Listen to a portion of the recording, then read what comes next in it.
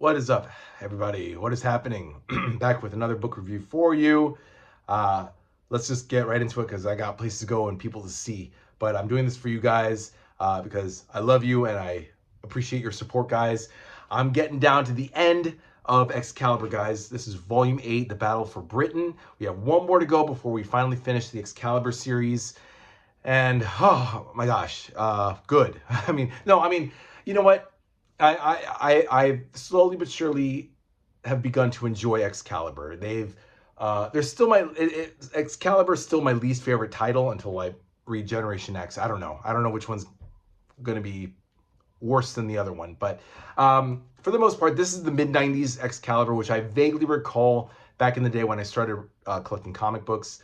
I didn't collect Excalibur, but I do remember vaguely some of these storylines, like the New Mutants reunion one, Truth or Death. I think I vaguely recall seeing it in the comic book shops at the time, around 97, late 97.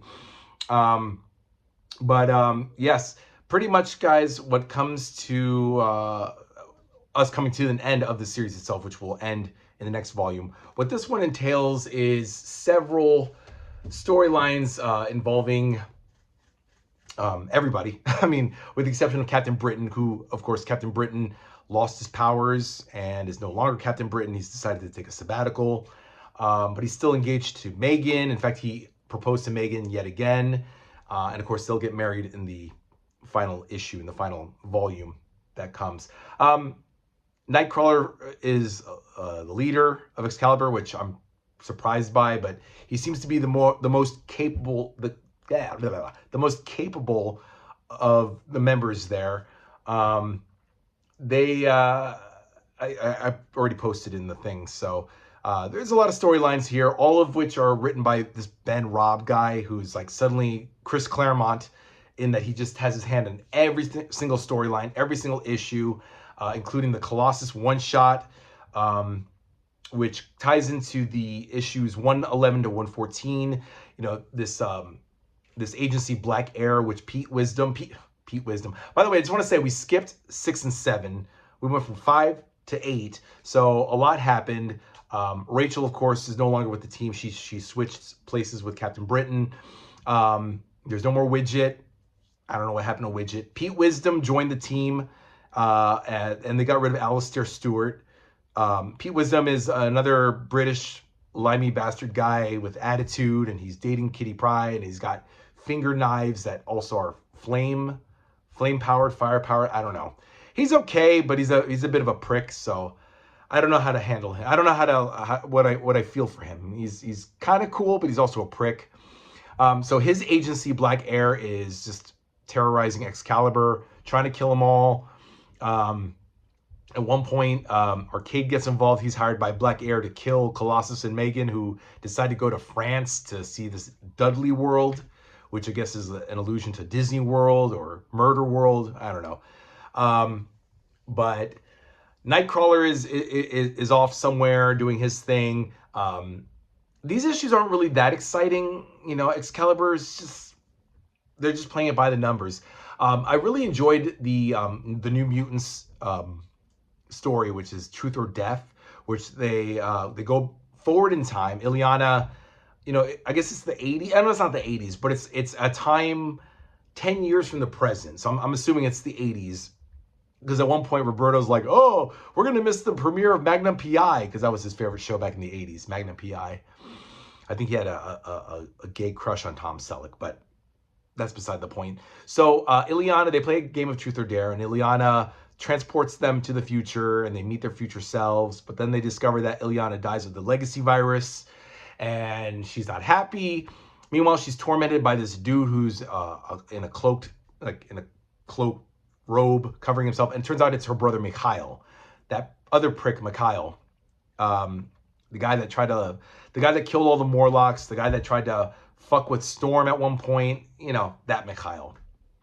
And so he manages to convince the younger New Mutants and his sister to try to save her from the legacy virus. But of course, the older the present day New Mutants are like, no, this is wrong. This will fuck up the time stream and whatever. It's meant to be that she dies and whatever. And the other team's like, no, fuck you. We're going to save her because we love Ileana. So the question is, it's a moral question. Who's right in this case? Do they save Ileana and fuck up the time stream, or do they let it die and let her die and let the time stream be what it is?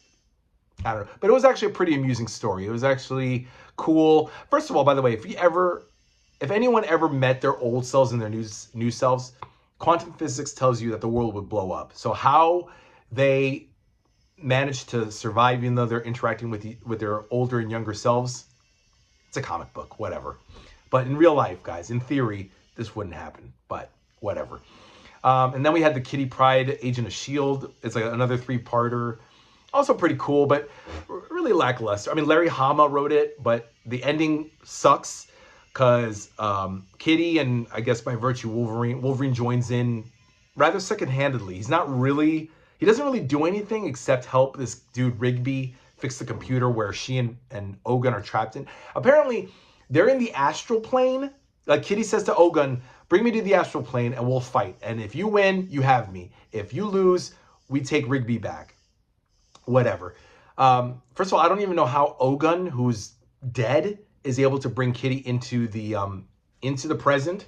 I'm sorry, not the present, into the astral plane. I didn't know he had that kind of power. Xavier, I could, or telepaths, or Doctor Strange, I can understand that they can do that. But Ogun is, what is he? He's like a dead, but not really dead master, samurai ninja master, I didn't know he had the power to bring Kitty into the astral plane, but he does. They fight, and somehow Kitty, who is inexperienced, is able to beat the master and win. The ending is lame. I was disappointed in the ending, but whatever. And then in 115, Moira decides to quarantine herself. I know I'm putting on my glasses. Moira puts herself into quarantine, says goodbye because she's dying of the legacy virus, which, by the way, doesn't make sense because they say the legacy virus only affects mutants. The legacy virus being an allusion to AIDS, which was a huge disease back in the day. But she's the one non-mutant that is affected by it. But it turns out years later that Moira is a mutant, that she can die and keep resurrecting herself. I don't know. Again, that's modern comics. That happened post 2011, which I stopped reading, guys. So let me know in the comments down below what that's about. Apparently Moira is not a non-mutant. She is a mutant. So ergo, the legacy virus affects her. Duh. Anyway, whatever.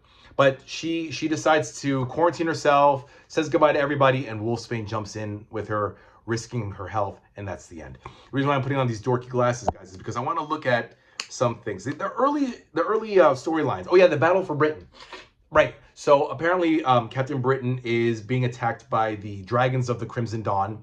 This is issues 107 to 110, by the way. And he's being attacked by the Crimson Dawn were these... I remember that they attacked Psylocke in Uncanny X-Men 328, 9, and 30. And they gave her that red mark on her face. So apparently Spiral, who's working for them, turns on them and helps them fight against the Dragons of the Crimson Dawn. And they want to get Captain Britain. Oh yeah, Colossus and the Acolytes. Yet another issue with the Acolytes. They want Colossus back, and now he's... By the way, it's funny. In Volume 5, he joins the Acolytes because of Fatal Attractions and whatever. And then by Volume 8, he's now a member of Excalibur, and these bastards want him back in the Acolytes, which doesn't make a whole lot of sense. But yeah. Oh yeah, Douglock. I forgot. Douglock is part of this team now. So we have Pete Wisdom, Douglock. We still have Lockheed. No more Widget. No more Captain Britain anymore. Megan is in and out. She's back in, but she's flirting with Colossus, even though she's engaged to Captain Britain. A lot happens here. A lot happens. Yeah, 104. Hold on one second. I'm looking here. Soul Search. Oh yeah. So actually, the start of this whole issue, 104, is pretty deep. So Kitty actually, I can't believe I forgot about this because I actually like this issue. Kitty refuses to believe that Douglock is not Doug Ramsey or Warlock, But apparently he was part of the phalanx that, as an act of heroism on Doug's part, he decides to assume his guise. Douglock, I'm talking about. Which doesn't make a whole lot of sense because this happened like during the Fall of the Mutant storyline when he died. And then Warlock died during the Extinction Agenda. I probably missed the detail, but Douglock is not really Doug Ramsey. So Kitty actually phases down into Doug's grave and sees that his corpse is there. So he's not really, Douglock is not Doug. He told you, Kitty.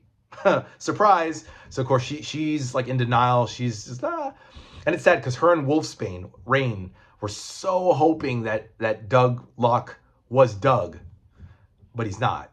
So, but the moral of the story is you accept your losses and you move on. That's really what it is. And Kitty does. Kitty decides to move on and accept Douglock as Douglock and not Doug Ramsey. Again, guys, the stories are nice, but they're just not, there's nothing epic about them. There's like, whoa, awesome. You know, it's just, it's Excalibur. It's a nice story. It's a nice book written by this dude, Ben Robb, and everybody else. No more Alan Davis. What else? I feel like I'm missing something, guys. I don't know if it's in your stores, guys, but read it. I recommend it. It's Volume 8, The Battle for Britain. And the Britain that they're talking about is Captain Britain. And that's pretty much it, guys. I don't know what else to say. I'm moving on to Volume 9, which is the last volume, and that includes, it's called You Are Cordially Invited. It's the wedding of Captain Britain and Megan finally, and I guess the Crazy Gang are involved because they're battling the Crazy Gang. The Sword is Sheathed. The Sword is Drawn, which was Volume 1, and this is the Sword is Sheathed. Covering 116 to 125, that's the end. X-Men Unlimited number 19, X-Men True Friends 1 to 3, so another limited series there. And Excalibur did a second volume of a limited series, 1 to 4, so that's from 2001. And apparently Chris Claremont, who started the whole fucking thing, also ends it. So Ben Robb, Chris Claremont, Melvin Ruby, Rick Lenardi, and Raimondi. I don't know who the fuck that is. Raimondi?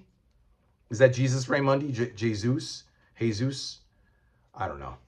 No, Pablo Raimondi. I never heard of him. Who cares? But that's Volume 9, guys. This is the next one I'm going to read. And this just came in, guys. I just pulled this from my mailbox. Actually, it was on the floor, but it was in, no, whatever. My mailbox. Volume 4 of Hawkeye, guys. Volume 4 came in Shafted. I forgot what the title was, but Shafted, covering 1994 to 2008. So this is like way into the modern era. I don't know why this couldn't have been in the Hawkeye modern era epic, but it's classic. So it's like Carnage. Carnage was also skirting that modern period with the classic era. So, but I'm going to read this after I finish Volume 9, guys. So it's going to be bing, then bang, and then bum. We are done. And I put in the order for Volume 10, God Loves, Man Kills of X-Men. So hopefully that'll come probably in a week, 2 weeks time. We got the Christmas week. So the mail's going to be a fucking dick balls. But whatever, guys. It's okay. We got that coming. Shafted, Volume 4 of Hawkeye. Right after Volume 9, You're Cordially Invited by Excalibur. That closes that. And then after Hawkeye, I'll move on to Generation X. A lot to read, guys. I still have well over 80 epics to read. So hang in there. Excuse me. That's gross. So if I don't see you guys, have a Merry Christmas. Merry Christmas Eve. Yada, yada. I'll see you next time, guys. Leave your comments down below. Like it or don't like it. Whatever. Read these epics, guys. I read them so you don't have to, but I encourage you that you do. Sorry for pointing, but not sorry, but excuse the pointing. All right. Goodbye, guys. I'll see you. Bye-bye.